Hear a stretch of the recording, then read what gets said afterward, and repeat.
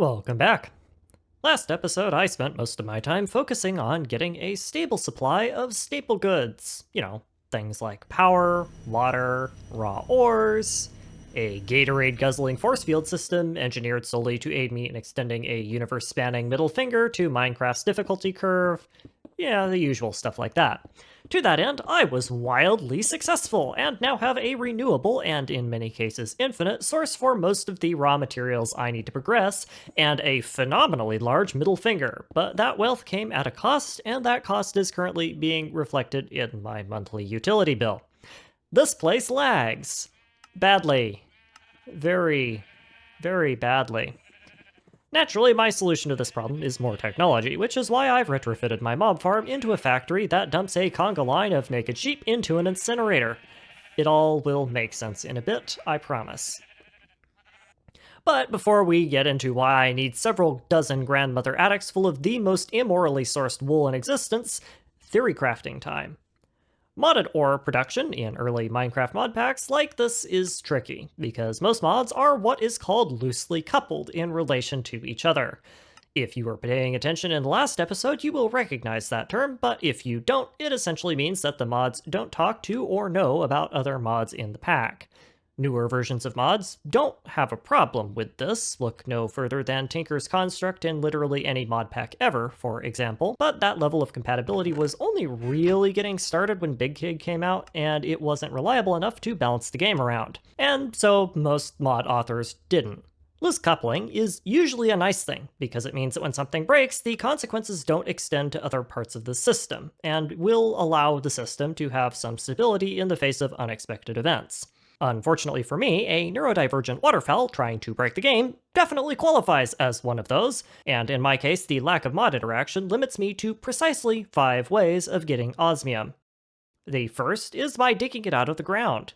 This is easy to do, but suffers from a certain issue with renewability and automatability, namely that it isn't. For now, at least, we'll come back to that. The second is by using minechem. Osmium isn't found in any natural items in the game, but minechem does have a multi-block called a fusion reactor that, at great personal expense, can produce microscopic quantities of the stuff. It is renewable, but it probably is not automatable, at least as far as I can tell, and it is agonizingly slow and annoying to scale to boot. The third is with mining lasers from Mine Factory Reloaded. They are cheap, easily automatable, and scale well, but they are easy and lame, and I choose not to use them. The fourth is dupe glitches, the real kind, which are also easy and lame, so no thank you, which leaves me with the fifth option, red matter, or more accurately, strange matter. For anyone who watched the Yogscast Volt series, the words red matter probably invoke memories of several legal adults deciding that using their basement as a testing ground for spawned-in items called red matter explosives, with crafting requirements so deep in the endgame that they don't even have a recipe, was a good and safe idea. Abysmal safety protocols and complete lack of common sense aside, the bombs aren't made with red matter at all, they are made with strange matter, and nobody who knows how to make strange matter at scale uses it in bombs, because we have better things to do with it. Stepping back a bit, the mod that adds strange matter and its incorrectly named explosive adds several multi-block structures, one of which is a particle accelerator. By the standards of modding at the time, it is a massive structure, and making one of them strong enough to actually do anything requires it to span multiple chunks on a side and is ridiculously expensive to make to boot. Though, in the spirit of full disclosure, my economy is so strong right now that it probably rates somewhere around a 1.3 out of 10 in terms of scope. You're supposed to use them to produce antimatter, which is a crafting ingredient for antimatter explosives, which make really big holes in the terrain and do nothing else, but there is a secret-ish mechanic where, when certain conditions are met, particle accelerators can produce red-colored strange matter instead.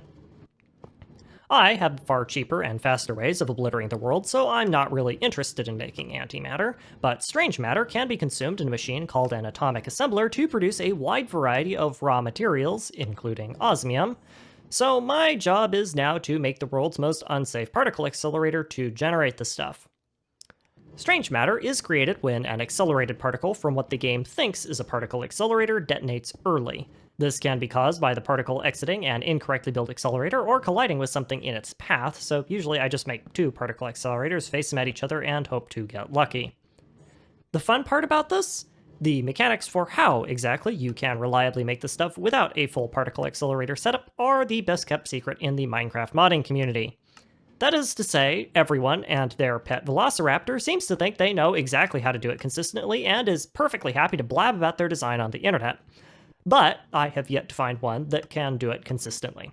Some people say that colliding particles with each other has a bonus drop chance. Some people say that particles need to be at a specific speed when they detonate. Some people claim that they've had success with a specific design that I personally tested and found to do absolutely nothing. Even in my own testing, identical designs that never work in some worlds will sometimes behave perfectly fine in others, and sometimes whether a design works or not changes depending on when you loaded the world. It is enough to drive a person mad.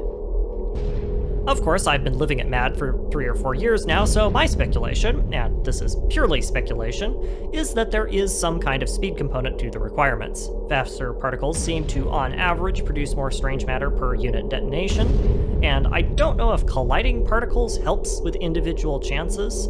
It might, but I suspect what actually is happening is that blowing up twice as many particles gives you twice as many rolls.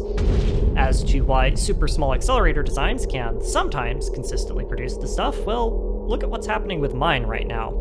Certain designs, like this one, don't actually blow up both particles when the particles collide. The one launching to the left of me actually persists after eating the first particle, and then it detonates on the second one, and the second particle then gets blasted back to its accelerator in the opposite direction at a much higher speed than it should have in the first place. The strange matter this design produces consistently likes to appear after that last detonation, which seems to me as good evidence that speed is important, but I don't really know about the rest. The interaction isn't stable on world reloads, by the way. You just have to get lucky or tweak the design until it does it again. Red matter collection is easy, at least. Hopper minecarts are super unpredictable for some strange reason, but the electromagnet glass that a reactor is made out of can be moved by pistons just fine, so I program a computer to pull away the bottom of the particle accelerator and dump any potential red matter onto some hoppers each time I complete an acceleration cycle. It's stupid, but it works, so it isn't stupid. And who am I to question the jank when I'm such a prominent beneficiary of it? Now that I have strange matter, let's talk strategy. Strange matter duplication takes 6 vials of strange matter and sticks them inside an atomic assembler. After a bunch of energy munching, the assembler will then take 1 tick of durability from each vial except the bottom one, because bugs, and produce 1 unit of whatever thing is placed in its center slot, if it's compatible. Each vial has 10 uses, which means you can do 2 items for every vial, which is not a bad trade. But it begs the obvious question, what are the rules for what items can be duped? Well, after a lot of experimentation, they are surprisingly generous, all things considered. There's 3.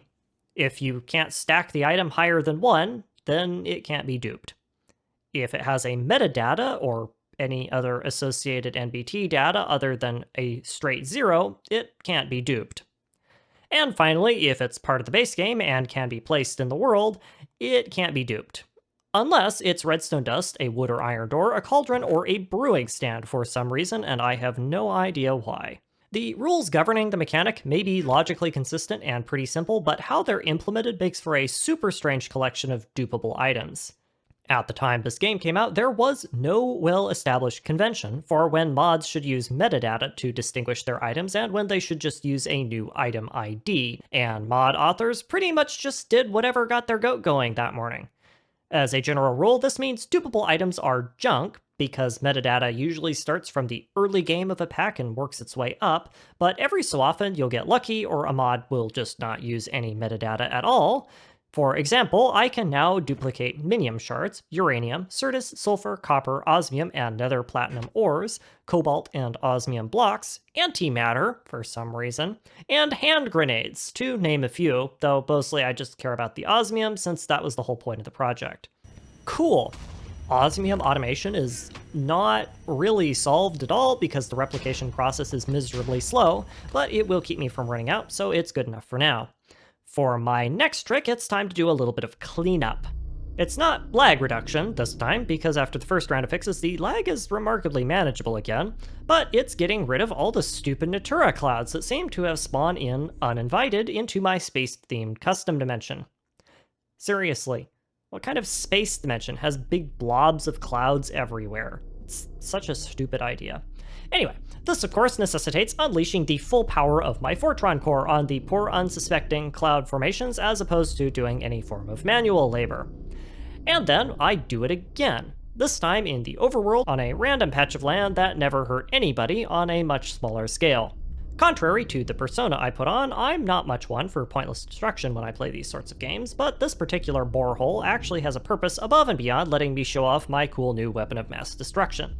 This is a scientific experiment, and also a chance for me to make a really big hole.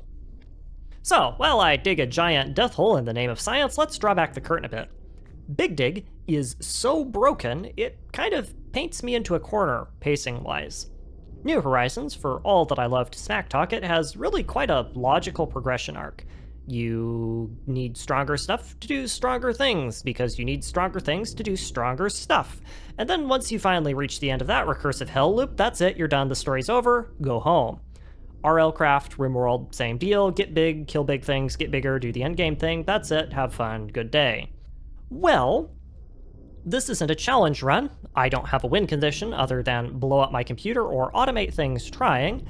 Like, sure, there are things I could do, looking at you, bees, but at the end of the day, does it really matter? I got endgame gear 8 minutes into the first video. I already produce resources at rates several orders of magnitude higher than I will ever need to consume them. What more can you really do? Is what a normal person would say. I, on the other hand, have a different opinion, and that opinion is expressible in 2 words: emeralds and quartz. Every other useful resource I can already produce at a legendary scale or have the technology to trivialize on demand, but those 2 have escaped me for over 10 years of playing this pack. For far too long, it's been mining lasers, manual labor, or bees, and I refuse to stoop to any of those other solutions ever again. This isn't a server, there are no other people to worry about, there's no nitwit admins poo-pooing those who push the frontier of technology. I'm sick and tired of using strange matter duplication to solve the problem, so it's time for some experimenting. Over the course of constructing my glorious excavation, I learned several things. First, if you have the energy to spare and want to pick items up by hand, Emphas is strictly better for everything, to the point where quarries kind of look pathetic. A fully speed upgraded force field projector with a disintegration module can destroy 107 blocks a cycle, and with each cycle taking roughly 2 seconds, this is over 10 times faster than a quarry running with as much power as I can provide it.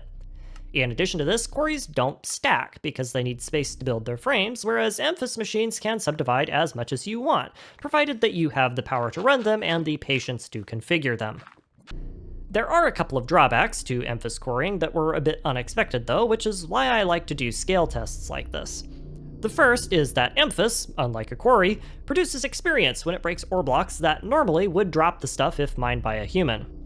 Compared to the literal thousands of item entities that stack up, this isn't a terribly large issue, but it is something that might be worth keeping an eye on if my plan pans out. The second drawback is that Emphas absolutely loses its ever-loving mind when it encounters flowing fluids. Emphas tries to break any block it encounters, even things like flowing water, but there is a deterministic order to which it searches for blocks to break. If a constantly self-replenishing block occupies that space, it will then slowly stall out the projector by forcing the projector to constantly devote energy into repeatedly breaking it, which slows down the overall speed of the mining operation. Not ideal, but also not insurmountable, which means my experiment can continue to its second stage. That second stage is steel. Oh, so very much steel. The easiest way of doing this uses Minechem's metallurgic infuser to infuse enriched iron with coal processed in a facility that may also process peanut products. Infused iron is made by mixing iron ingots with redstone, copper, or tin dust, and I have nearly unlimited amounts of all of those, so the material demands of this are easy, but infusers can only run so fast, so I end up making another 4 to accelerate the process. My finalized build is probably going to need somewhere on the order of 250,000 steel ingots to be completed, so this is maybe enough to get my feet wet, but it will do the job for now. Step 3, redstone. way too much redstone. If you thought the steel numbers were bad, well, I'm gonna need about 500,000 redstone dust to get this project finished. Ouchies. That is also, quite obviously, way more redstone dust than I can produce right now, but we know the solution to that, right? Why, yes we do. Right now, there is only one mechanism I can exploit to produce anywhere near that amount of redstone, and that is witch soul shards. This has the unfortunate effect of spawning witches everywhere, which have to be killed before they drop all their goodies because mobs in Minecraft are inconsiderate like that. This raises the issue of how we kill witches fast enough to keep up with the spawners, and while I could make the entire farm out of mob grinders, even that would eventually get overwhelmed, which means I need a new way of killing many witches very quickly. Conveniently, this is yet another problem solved by Emphas. Interdiction matrices have an anti-hostile mob module that will tell the matrix to kill any hostile mob in its radius. All I need to do is slam one of those down, upgrade it a bit, redefine the floor into an item collection area with a bit of buildcraft piping, and then I now have an infinitely scalable mob farm that will definitely not cause any future problems whatsoever. That's great! Still doesn't make enough redstone. Well, we know the solution to that, and that solution is more soul shards. One nice long bout with an auto clicker later, and just like that, I can triple my redstone production without any difficulties whatsoever, other than crippling joint pain. Wow, this game sure is easy when you don't care if it starts chugging worse than a steam engine at a frat party, isn't it? Even at 15 times the power, the thing does not produce all that much redstone, but I can truly not stand the idea of farming out more soul shards, so it will have to be good enough for now. Step 4. Find a suitable construction space. For stability reasons, I suspect the best dimension to do this is in the overworld, so it's time to do some prospecting. I need to find myself a bunch of terrain that is, as much as possible, free of caves, dungeons, water, lava, basically anything other than stone and ore, in fact. And to that end, I adopt the obvious solution of tearing massive holes in the world until I get lucky.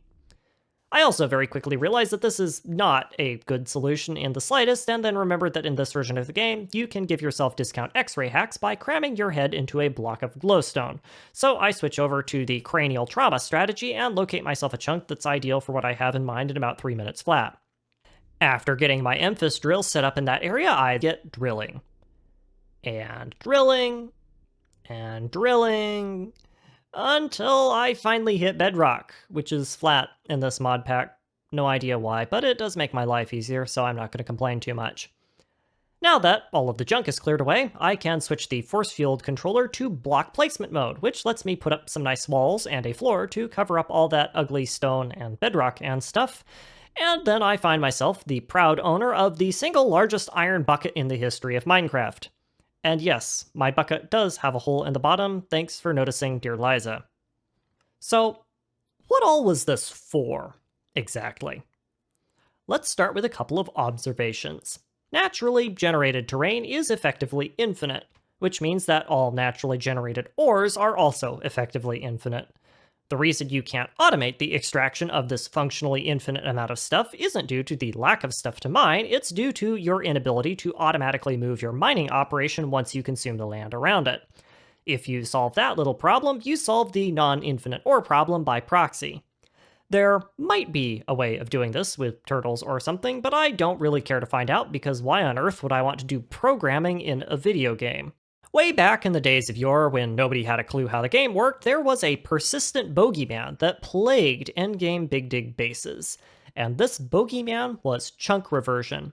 You would log into your world or rejoin a server that had restarted, and all of a sudden, entire chunks of your base were magically restored back to their original form, wiping out all of your progress in an instant. We now know that this happens because of a limitation with Java that causes the save to get corrupted when too much data is packed into a single area, but back then that wasn't common knowledge.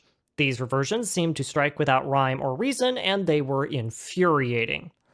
But the end result of a reversion is an entire chunk worth of untouched terrain, and untouched terrain means untouched ore.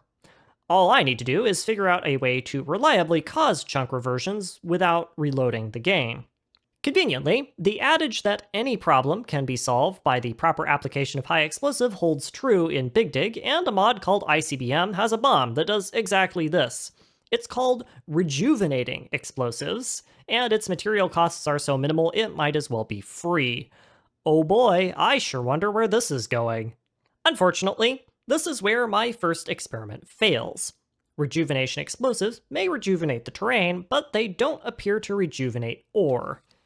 It's funny, really. The mod is the same one that adds strange matter duplication, so you'd think that a mod that is okay with you duplicating basically whatever wouldn't have bothered to put in limitations like this, but no, you would be wrong. Sure, we'll let you do basically whatever items you want, but heaven forbid that the rejuvenation explosive allows people to pick up a pickaxe and remine the same ore vein. That might be unbalanced. I really should have checked to see if this worked ahead of time, by the way, but at least now I know that I can make a stupidly expensive cobblestone generator if ever I tire of using the other 200 ways to make cobblestone in this pack. Well, fine, if that isn't going to work, time to try something else. Emeralds can be made with Minechem using a combination of chromium, vanadium, aluminum, beryllium, and silicon dioxide. Silicon dioxide and chromium are easy, aluminum can be sourced from lapis, but the other two I'm less certain about, so let's do an exhaustive search of all vanilla items in the game and see if any of them contain vanadium or beryllium. The results are not good. The good news is that soul sand and netherrack both have a small chance of dropping beryllium, and endstone has a decent chance, and can decompose into other useful rare elements as well. Yay! The bad news is that vanadium is a no-go. As far as I can tell, the only thing in the game that uses it is emeralds, which is something of a self-defeating prophecy. Fine, let's put Minechem aside for now. I refuse to use bees, and the whole point of the exercise is to try and find a way of getting emeralds without using mining drills. I can't mine emeralds renewably, strange matter is painfully slow and difficult to scale, and there is no way of minechemming the stuff I need to make them without using a fusion reactor. Can magic crops save me? Sort of. Magic crop seeds are all duplicatable with strange matter, and Magic Essence has a soul shardable mob that drops it, so sourcing a large amount of the seeds is not a problem. The problem is automating. Magic crop seeds don't respond at all to Mine Factory reloaded planters or harvesters, so those are out immediately. Turtles can break and place the seeds just fine, but this version of the mod is so old that they lack a method that allows them to query the state of the block they're looking at, which means they would have to do it blindly, or I would have to make a bud switch and wire it for each block of crop. That is ridiculous and unscalable, so no thanks. As a potential alternative, I could program an array of bud detectors to get the average state of a very large field of crops and then have a water funnel or something. But the crops grow slow, they have poor yield, and I would need some New Horizons level super scaling before it ever got productive enough to justify its existence, so this doesn't really solve the problem. Nether quartz is, if anything, worse. Magic crop yields on nether quartz are substantially higher than they are for emeralds, but that does not solve the part of the problem where I have to do manual labor or program turtles, and neither the quartz nor its ore have a Minechem recipe at all, so even if by some miracle I did manage to automate fusion, it wouldn't matter. It really does seem like if I want automated quartz, I have to choose between drills, strange matter, or bees, and of those three options, the only one that's even remotely realistic is drills. That's just the way the cookie crumbles. Mining lasers are a multi-block structure that requires the center block to see bedrock, so I can't build them in my base. Which is fine, I wouldn't do that anyway because they lag. Instead, I think I will set them up in the bucket and slap a chunk loader on them. This, right here, is what failure looks like, but I'm willing to accept this in the name of continuing my expansion project, so wait, hold up, why is that chunk different now? Alrighty. So something weird is going on here. Case in point, the chunk did not look like this when I left it alone earlier. For one thing, it didn't have a giant pool of oil at the top. I also notice a certain element of, what's that? Oh yes, ore that seems to have appeared. So what gives? Well, it turns out that detonating a rejuvenating explosive visually reverts the chunk to an oreless vanilla version of itself. It's made entirely out of stone, it isn't much fun to look at, all that good stuff. However, when I revert the chunk, de-render it, and then render it again, a mostly correct version of the world gen asserts itself on that second render. Or only seems to populate in about a third of the chunk for some reason, but that's also a third more than I had previously, so that sounds like a scaling problem to me. We can exploit this. The real question is what happens to the terrain when it's rendered by a chunk loader. It looks like this chunk automatically fixed itself, but to test that, I have to wire up what is basically a wireless redstone signal to a block breaking setup. If it digs out cobblestone, the chunk has to be re-rendered by a player for this to work. If it gives me coal, then the system will work as long as I'm not looking at it. Unfortunately, the results come up cobble, so keeping it loaded with a chunk loader clearly is not enough to revert the chunk once it's been regenerated. I'm not giving up yet, though, because there's a whole bunch of different ways of rendering chunks. If keeping it chunk loaded won't do it, what happens if I suddenly force the chunk to load using a different mechanic? Force fields load the chunk they're working in, so if I regenerate the chunk, de-render it, and then force it to render with a field, will it render with the correct ore types? No. No, it will not. That's fine. If forcing a load that way doesn't work, maybe it's because those chunks have to be unloaded and fully reloaded for the chunk to regenerate. Let's try setting up a nether portal so that it will spawn in directly on top of the chunk in question, and then throw an item through it to require a full load of that chunk and the surrounding terrain. The data on how exactly this works in this version of Minecraft is pretty spotty, in large part because the tech didn't become part of public attention until like 1.14 or something, but I understand enough of the basic mechanics that I could probably figure out the rest as I go. And, as it turns out, this works perfectly fine, which means cheese is back on the menu, folks. Incidentally, it also means that by tying a chunk loader and item dispenser to the portal on the nether side, I now have a really snazzy way of farming obsidian. I would still use the end portal method, though, just because it's objectively superior, but still, it's the principle of the thing. But let's get back on track. By this point, it should be obvious that I'm going to try and arbitrage the incredibly cheap price of rejuvenation explosives to turn mundane vanilla materials into more difficult to farm modded ones. And also emeralds. The real sticker to the process is the relatively low concentration of ore in any given chunk, which is made even worse by the fact that ore isn't regenerating in 2/3 of the selected area for some reason, which is less than ideal. I did some testing in a separate world, and it looks like this is normal, though. So I'm just gonna assume it's some sort of weird jank and continue on with my life. I mostly just want to show off set piece technology, so the overall yield isn't super relevant. It should go without saying that the extraction process for this chunk won't be powered by a quarry, and will be instead powered by somewhere in the neighborhood of 70 force field projectors set to decompose every block in the chunk in slices, because yay paralyzation. This is why I was so concerned about sourcing large amounts of steel and redstone. The speed of the extraction process is directly proportional to the amount of speed upgrades I can feed the force fields, and 70 generators requiring 5 stacks of upgrades each starts adding up real quick. If I felt like it, I could potentially power this system remotely with my Home Dimensions Fortron core, but I instead opt to make an entirely separate air-gapped one to supply the power locally. Compared to the actual quarry part of the system, the cost of a power core is basically a rounding error, and it means I won't have to worry about overdrawing my ender tank network. With all that built up and 1/5 of the maximum amount of speed upgrades lobbed into the field generators, there's nothing for it but to pull the lever croc and see if it blows up. Spoilers, it doesn't, though my computer certainly gave it a college try. First off, the pool of oil up top flows down because the force field at that level was unable to delete it fast enough.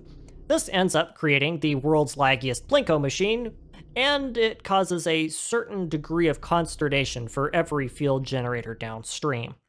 If need be, I can dedicate a special system into eliminating that particular problem, but after some testing, this oil field never came back, so I don't really know what was up with that.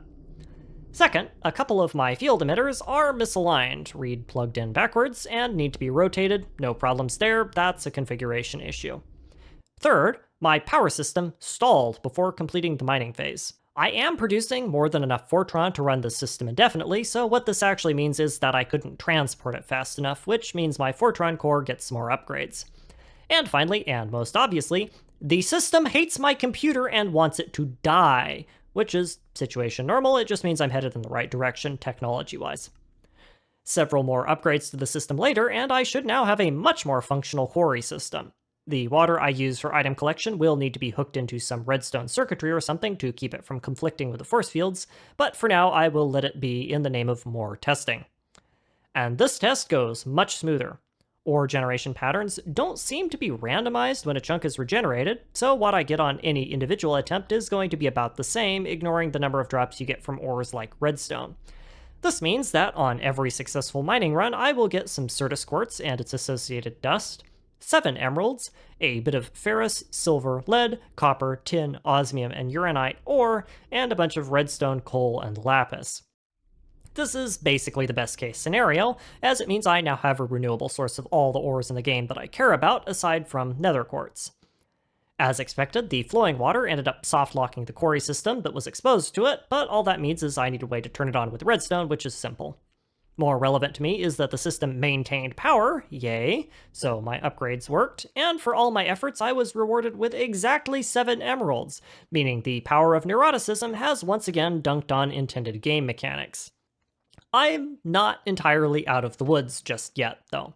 There is still more work to be done to automatically supply and deploy the various explosives needed to run this system, and I haven't figured out how I'm going to do the timing, but this does look like it is a considerable step towards solving my material shortage problems if I can figure that out. I am over time, though, so that will have to wait until the next episode. Thank you for your time. Your prolific abuse of YouTube's engagement metrics are the rejuvenating explosives that run this channel. Please do not actually abuse the metrics, people.